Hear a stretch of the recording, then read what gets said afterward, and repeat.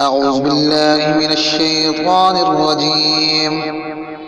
بسم الله الرحمن الرحيم. والمرسلات عرفا فالعاصفات عصفا والناشرات نشرا فالفارقات فرقا فالملقيات ذكرا عذرا أو نذرا إنما توعدون لواقع فإذا النجوم طمست وإذا السماء فرجت وإذا الجبال نصفت وإذا الرسل أقتت لأي يوم أجلت ليوم الفصل وما أدراك ما يوم الفصل ويل يومئذ للمكذبين ألم نهلك الأولين ثم نتبعهم الآخرين كذلك نفعل بالمجرمين ويل يومئذ للمكذبين ألم نخلقكم من ماء مهين فجعلناه في قرار مكين إلى قدر معلوم فقدرنا فنعم القادرون ويل يومئذ للمكذبين ألم نجعل الأرض كفاتا أحياء وأمواتا وجعلنا فيها رواسي شامخات وأسقيناكم ماء فراتا ويل يومئذ للمكذبين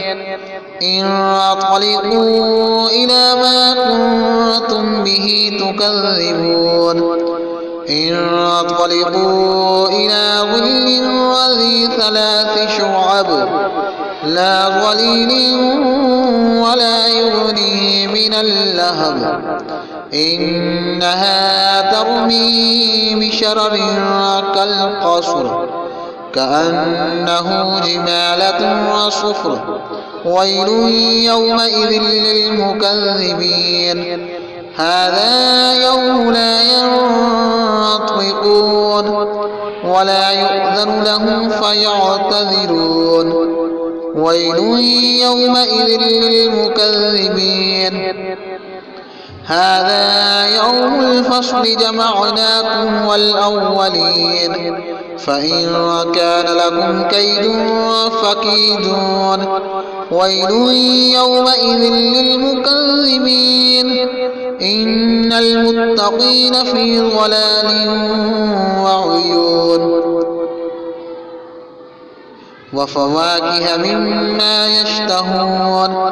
كلوا واشربوا هنيئا بما كنتم تعملون إنا كذلك نجزي المحسنين ويل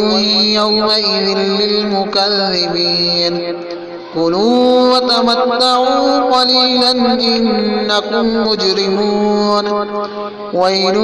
يومئذ للمكذبين وإذا قيل لهم اركعوا لا يركعون ويل يومئذ للمكذبين فبأي حديث